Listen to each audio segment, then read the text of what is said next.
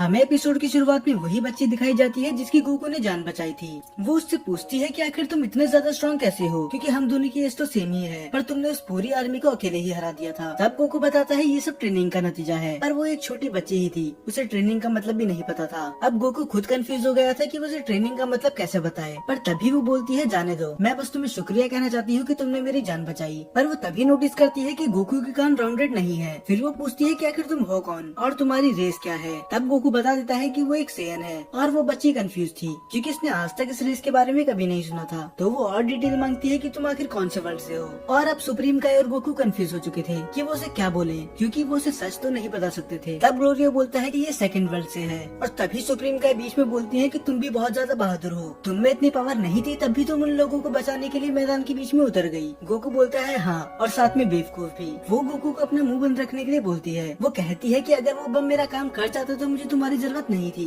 पर तभी ग्लोरिया बोलता है कि अब इसे छोड़ो, हमें देर हो रही है, और वो वहाँ से जाने लग जाते हैं। तो वो पूछती है कि तुम कहाँ जा रहे हो, और हम सभी जानते हैं कि गोकू कितना इनोसेंट है, उसे झूठ बोलना आता ही नहीं, और वो बता देता है कि वो कैसे जा रहे हैं। इससे पहले कि सुप्रीम काय उसे रोकते तब तक बहुत देर हो चुकी थी। उस लड़की ने वो सुन लिया था। तब वो बच्ची थोड़ा कंफ्यूज हो जाती है कि आखिर तुम्हें उधर क्यों जाना है। पर सुप्रीम काय बोलते हैं कि हमें माफ करना, हम तुम्हें नहीं बता सकते, हमें वहाँ पर जल्दी पहुँचना है। और वो तीनों वहाँ से चले जाते हैं। और तब वो लड़की अपने आप से बोलती है कि उसका रास्ता तो मुझे पता है, और वो आराम से उन तीनों का पीछा करने लग जाती है। और दूसरी तरफ गोमा की आर्मी पूरी परेशान थी, क्योंकि एक छोटा बच्चा आके पूरी आर्मी को खत्म करके चले गया, और उसका कोई नामो निशान भी नहीं है। तभी वो जनरल अपने बाकी लोगों को लगा देता है कि उस बच्चे को ढूंढे, क्योंकि अब बात उनकी इमेज और ईगो पे आ चुकी थी। और दूसरी तरफ हमें दिखाया जाता है कि वो बच्ची अभी भी उन तीनों का पीछा कर रही थी। और तभी गोकू बोलता है कि उसे भूख लग रही है, और फिर वो बच्ची अपने बैग से राइस बॉल निकाल के गोकू को दे देती है। चलो कम से कम ये कोई यूजलेस कैरेक्टर तो नहीं है। और अब उसने गोकू को खाना ऑफर कर दिया तो वो उसका दिल तो जीत ही चुकी थी। तो गोकू उसे रोकता नहीं है उनके पीछे आने से। फिर सुप्रीम काय पूछते हैं कि तुम्हारा नाम क्या है। तब वो बताती है कि मेरा नाम है पांसी। और गोकू इस बात पे हंसता है कि ये कितना वियर्ड नेम है। फिर वो उसे गुस्से में पूछती है कि अच्छा तो तुम्हारा नाम क्या है। तब वो बताता है कि मेरा नाम है गोकू। फिर पांसी बोलती है कि और तुम मेरे नाम को वियर्ड बोल रहे थे, तुम्हारा तो और भी ज्यादा वियर्ड है। फिर गोकू बताता है कि मेरा एक और नाम है कैकरॉट। अब पांसी को इसकी बातें अजीब लग रही थी कि आखिर किसी के दो नाम कैसे हो सकते हैं, और उसके लिए वो दोनों नाम ही अजीब थे, क्योंकि डीमन वर्ल्ड में ऐसे नाम कोई रखता ही नहीं। फिर पांसी उससे पूछती है कि तुम कौन सी मैजिक ट्रिक यूज कर सकते हो। तब गोकू कंफ्यूज होता है कि ये किस चीज की बात कर रही है। तब पांसी बोलती है कि डीमन वर्ल्ड में तो सभी माजिन मैजिक का यूज कर सकते हैं, किसी न किसी को एक मैजिक ट्रिक तो आती ही है। तो गोकू उसे सच तो नहीं बता सकता था कि उसे मैजिक नहीं आता। तो फिर वो उसे अपनी एक मैजिक ट्रिक दिखाता है। वो जीभ से अपनी नाक छूने की कोशिश करता है, पर पांसी इतनी भी बेवकूफ नहीं थी।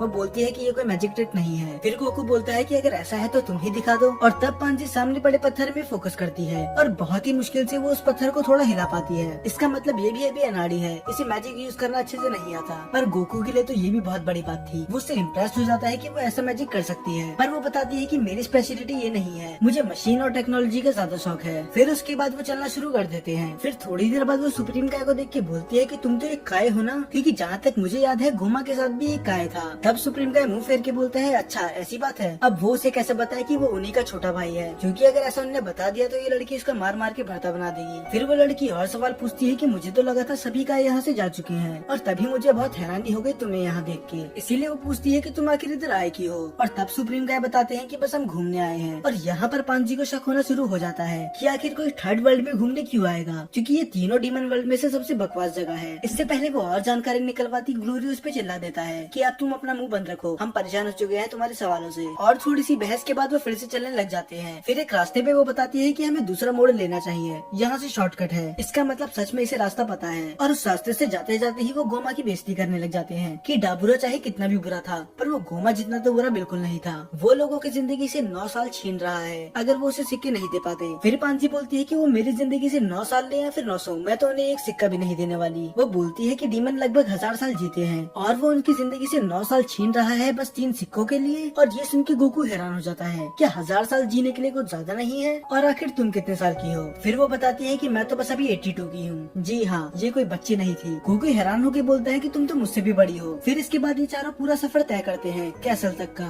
और आखिर में ये कैसल पहुँच ही जाते हैं। और गोकू उस कैसल को देख के मजाक उड़ाता है कि ये मुझे किसी किंग का पैलेस तो नहीं लग रहा। और पता नहीं क्यों पांसी ये सुन के भड़क जाती है। वो बोलती है कि तुम बहुत ही ज्यादा रूड हो, तीसरा डीमन वर्ल्ड सबसे गरीब वर्ल्ड है, तो ये कैसल उतना भी बुरा नहीं जितना तुम कह रहे हो। फिर सुप्रीम काय पूछता है कि यहाँ के किंग कैसे हैं। तब ग्लोरी बताता है कि तुम उसे किंग ना ही बोलो तो ही अच्छा है, तुम उसे अनसिविलाइज्ड माफिया बॉस कह सकते हो। और ये सुन के पांसी फिर से भड़क जाती है। वो बोलती है कि ऐसा सच नहीं है, वो बिल्कुल भी बुरे नहीं है, वो तो बस चोरों से चोरी करते हैं और बस बुरे लोगों को ही जान से मारते हैं। उनने आज तक किसी मासूम का नुकसान नहीं करा। लगता है ये भी किंग के वफादार है। इसके लिए इसके दोस्त डीमन वर्ल्ड तक आ गए और ये यहाँ पे एंजॉय कर रहा है। तब गोमा आके इस औरत को डांटता है कि तुम इमोशंस के साथ उसे स्टोरी नहीं सुना रही, पर आखिर वो डैंडे के साथ इतना अच्छा बर्ताव क्यों कर रहा है। दरअसल इसके पीछे भी एक रीजन है। फिर गोमा बताता है कि ये एक नमेकेन है, तो जब ये बड़ा हो जाएगा तो ये हमारे लिए ड्रैगन बॉल्स बनाएगा, जिसकी मदद से हम और भी पावरफुल हो जाएंगे। तो तुम इसका अच्छे से ख्याल रखो ताकि ये हमारा दोस्त बन जाए। और दूसरी तरफ वो सब कैसल के पास पहुँच ही गए थे। ग्लोरिया पांजी से बोलता है कि तुम अब वापस जा सकती हो क्योंकि कैसल में तुम्हें बहुत खतरा हो सकता है, पर वो मानने से मना कर देती है। और ग्लोरिया बहस करने के मूड में बिल्कुल नहीं था, तो वो उसकी बात मान लेता है। और कैसल के अंदर जाने से पहले ही 2 गार्ड उसे रोक लेते हैं, पर थोड़ी देर बाद वो ग्लोरिया को पहचान जाते हैं। पर उनकी नजरों में सुप्रीम काय और गोकू अभी भी एक अनजान थे। तो वो पूछता है कि ये बदतमीज बच्चे कौन है। तभी पांजी उनके पीछे से आती है और बोलती है कि तुम आखिर बदतमीज बोल कैसे रहे हो। वो बोलता है कि प्रिंसेस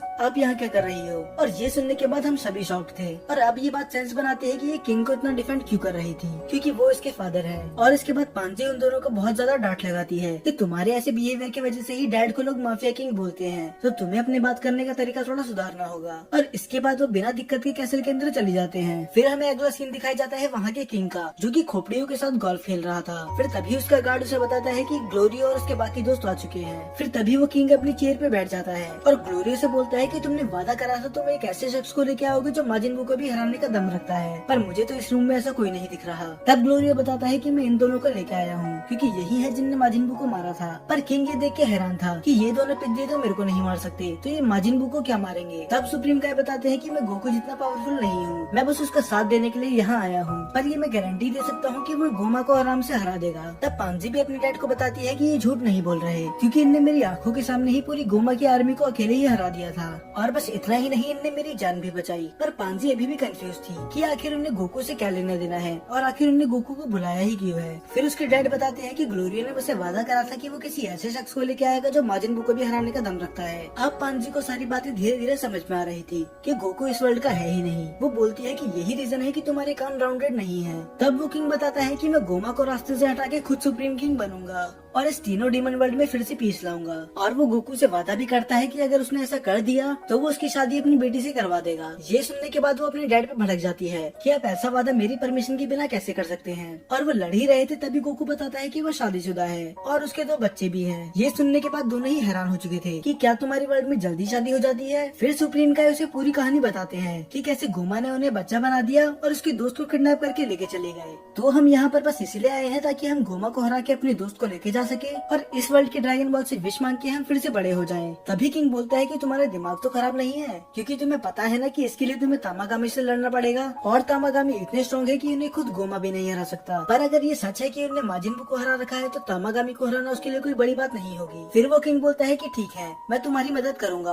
पर उससे पहले मुझे तुम्हारा एक टेस्ट लेना है। और वो गोकू और बाकी सभी को फाइटिंग ग्राउंड में लेके जाता है। फिर वो गोकू को इंट्रोड्यूस करवाता है कि ये बस दिखने में बच्चा है पर ये बहुत ही ज्यादा पावरफुल है, तो तुम होल्ड बैक मत करना। और वो एक रूल भी बताता है कि कोई भी हथियार का यूज नहीं करेगा, क्योंकि वो नहीं चाहता था कि गोकू मर जाए। पर गोकू का तो कुछ और ही मानना था। वो बोलता है कि इन्हें जो यूज करना है करने दो, इससे मेरी अच्छी खासी ट्रेनिंग हो जाएगी। और बैटल ग्राउंड में उतरने के बाद गोकू उनका जो हाल करता है वो देखने लायक था। वो बिना किसी दिक्कत के उन्हें आराम से हरा देता है। यहाँ तक कि हमें सुपर सीन का भी ग्लिम्स इसमें देखने के लिए मिला था और वो देख के सभी हैरान थे और सुप्रीम का प्राउड। तो जैसा उन्हें प्रॉमिस करा था वो उन्हें प्लेन ला के दे देता है, पर उस प्लेन की कंडीशन इतनी सही नहीं थी और प्लेन के साथ साथ वो उन्हें खाना पानी और बाकी के सामान भी देता है। तब सुप्रीम का किंग से एक और रिक्वेस्ट करते हैं कि शायद कुछ दिन बाद हमारे दोस्त भी यहाँ पर आएंगे, पर उन्हें तो प्लेन पता ही नहीं है, तो क्या तुम कुछ कर सकते हो। तभी वो अपने एक चेले हाइबिस को बुलाता है जो पागलों की तरह इधर उधर डांस कर रहा था। फिर किंग हाइबिस को ऑर्डर देते हैं कि तुम इनके वर्ल्ड में जाके इनके दोस्तों को लेके आ जाओ, पर वो बोलता है कि अभी जाना जरूरी है क्योंकि मुझे तो पार्लर जाना था, इसका पूरा वर्ल्ड खतरे में है और इसे मेकअप की पड़ी है। फिर वो उनके दोस्तों की और उनकी लोकेशन की सारी डिटेल ले लेता है और वो बोलता है कि उसे एक शिप की जरूरत पड़ेगी। इसके बाद गोकू और उसके दोस्त वहाँ से जाने लगते हैं, पर पांजी भी उनके पीछे आ जाती है।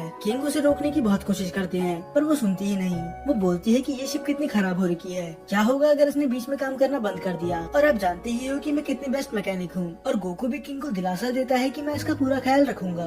और जैसे ही सब शिप में बैठ रहे होते हैं, सुप्रीम काय गोकू को रोकते हैं और वो बोलते हैं कि मुझे ग्लोरिया पे बिल्कुल भी भरोसा नहीं है, क्योंकि उसने हमसे कहा था कि किंग ने हमें बुलाया है, पर किंग को तो हमारे बारे में कुछ पता ही नहीं था और न ही उन्हें ये पता था कि हम बच्चे बन चुके हैं। पर जैसे जवाब की गोकू से उम्मीद थी, उसने वही जवाब दिया। वो बोलता है कि इससे क्या ही फर्क पड़ता है, हमें तो बस अपने दोस्त को बचाना है। और शिप लेके वो वहाँ से रवाना हो जाते हैं। तब गोकू से पूछता है कि आखिर हमें वहाँ पहुँचने में कितना टाइम लगेगा। तब ग्लोरिया बताता है कि हमें लगभग 4 दिन लग सकते हैं और ये शिप मुश्किल से 5 मिनट भी नहीं चली थी और ये तभी क्रैश हो जाती है और इसी क्रैश के साथ ये एपिसोड खत्म हो जाता है।